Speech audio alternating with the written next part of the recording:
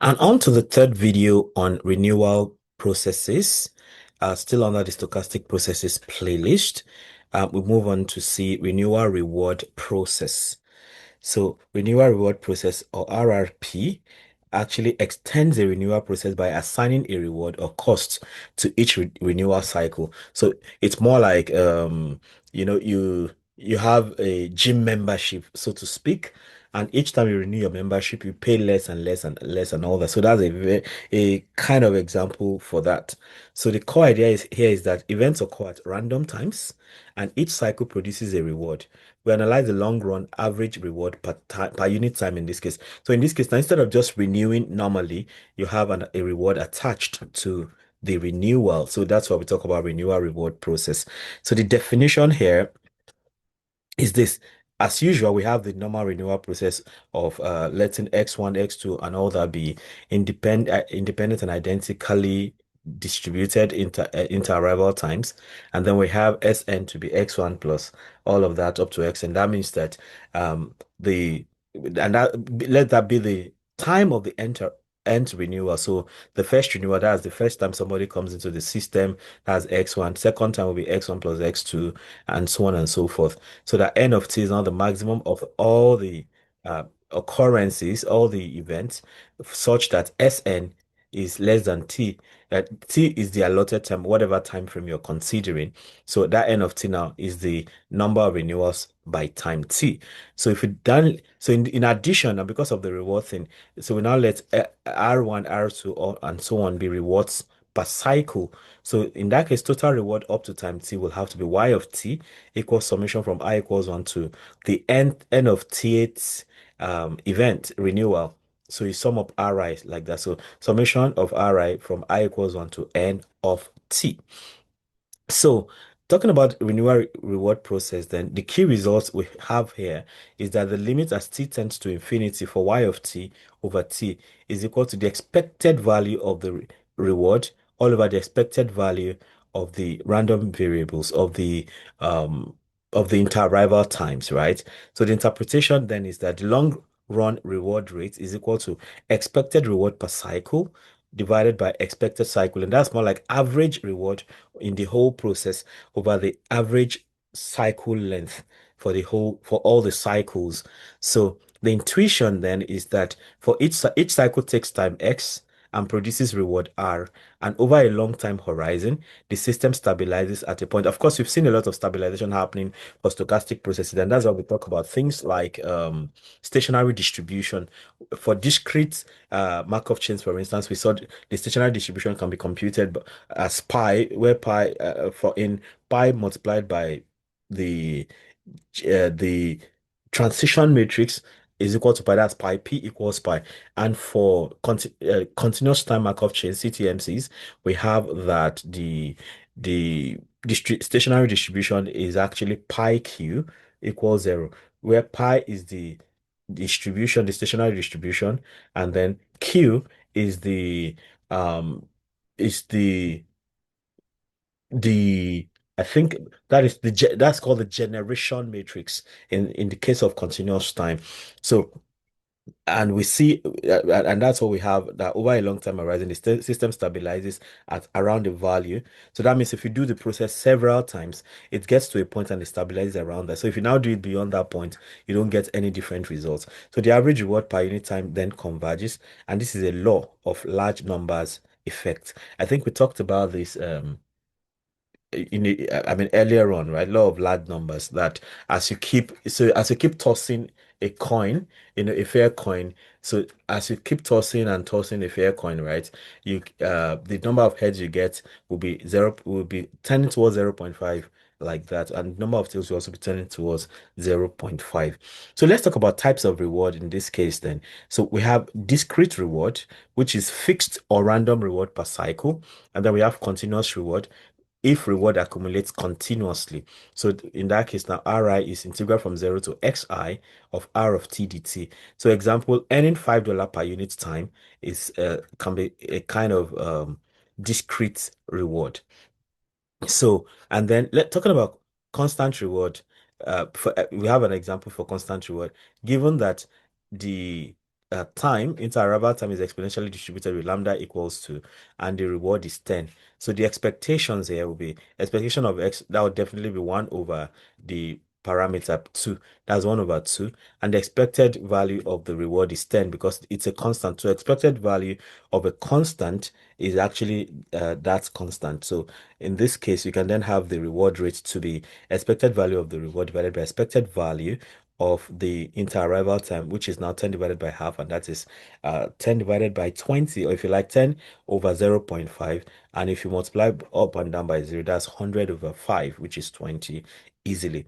So then we can simulate that thing, that same thing we did here. So that 20 we got now. So if you keep running this, you keep getting estimated reward rate hovering around 20. So in this first instance, now we have 20.16. So if you run it again, we can get 19 point something. Yeah. So now it's again 20.6. If I keep running, okay, this one keeps giving the same 20.156, which is very close to 20. So this is for 10,000 cycles, 10,000 allotted time, and reward per cycle is 10, the lambda is 2, and all of that. Then let's talk about random reward now. So for random reward, imagine that the interval time is uniformly distributed from 1 to 3, and then the reward is 2 times the interval time, that's 2 times x. So the interval time, multiplied by 2 gives the reward. So in this case, now we have to compute the expectations. For a uniform distribution, the expectation in this case will just be 1 plus 3 divided by 2, which is 4 over 2. 1 plus 3 rather divided by 2, that's 4 over 2, which is 2. So expected value of x is 2. And then for the reward, you have expected value of r, which is 2 times expected value of x. So expected value of x is 2, right? So that's 2 times 2, 4. So the reward rate then is 4 divided by 2, which is 2, like that. So the most important result we have here is the fact that the reward rate after a long time would have to be the expected value of the reward over the expected value of the inter-arrival time. Then, of course, we can simulate this to in 10,000 time steps, and then time zero, reward zero. We start from that and we keep going, and we got 2 here. So as you keep running this, you get values hovering around 2. Say you have this now, you have 1.99 something, you run it again, you have 1.997, so 710. Okay, it's even fixed, so that goes. Then we can also talk about continuous reward. Okay, you have continuous reward. So we've seen different examples. We've seen constant reward, that is R is 10. In that case, it's fixed. Then we have random reward where you have R to be 2x. Now for continuous reward, imagine you have the interval time is exponentially distributed with parameter 1, and the reward it is 5 per unit time. 5 per unit time. That means that R is 5x. So the expectations here then is that the expectation of x is 1, for instance. Expectation of R is now 5 expectation of x, which is 5 times 1, and that is 5. So then the reward rate is 5 divided by 1, which is 5. So talking about continuous time reward formulation now, if reward accumulates over time, then y of t is integral from 0 to t of r of s, integral of r of s ds from 0 to t, right? Then it means that the limit as t tends to infinity of yt over t is the long run average reward rate, like that. And we have applications, of course, like we already know, renewal processes have applications in things like queuing systems, where the reward there is the service value. So the value you get for your money, like, or maybe when once you go to a tourist site and the sites you see and things like that will serve as your reward. Then in reliability engineering, the reward there will be uptime, like as you fix your machinery, as you put things in place, the uptime that where you're working and you're able to produce and get higher sales and things like that. That'll be the reward in that case. For inventory systems, the reward might be things like profit per cycle.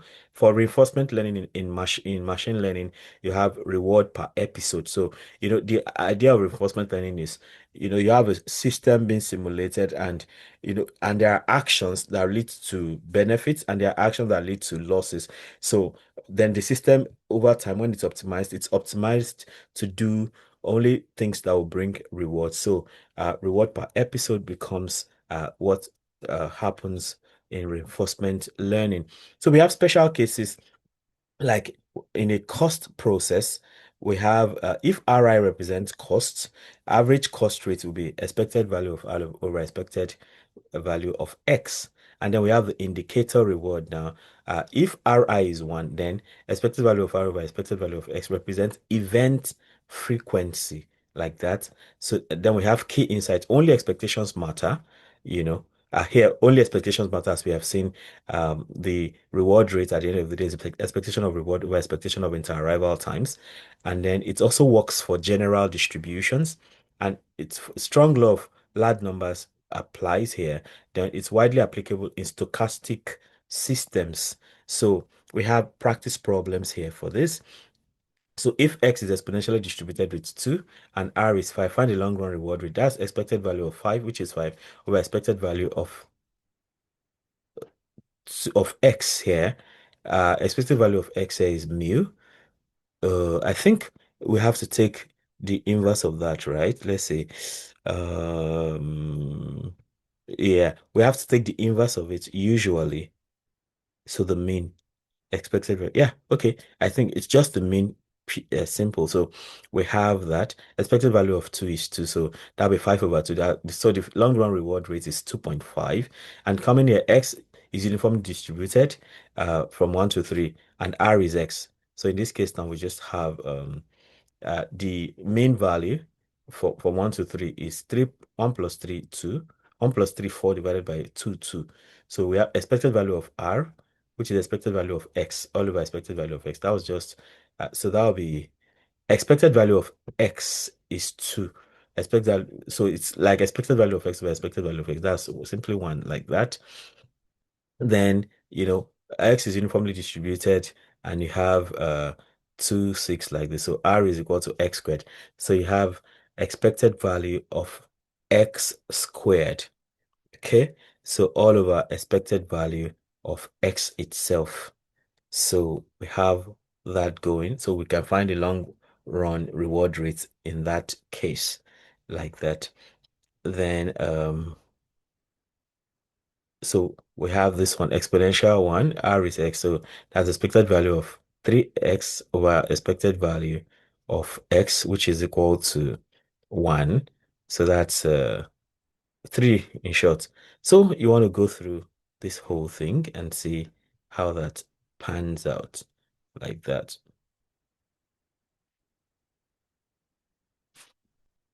So 7, 8, 9, 10. So you want to try this out as much as possible and see what you get in that situation. So if you have issues with any of the problems, you can let me know in the comment section either on YouTube or on Facebook. And we can I may be able to make another video to explain these concepts. Let me know how helpful this is for you. And if there's something else like on the trials, feel very free to let me know. If you have subscribed already, I must thank you very much for doing that. And if you have not, go ahead and hit the notification.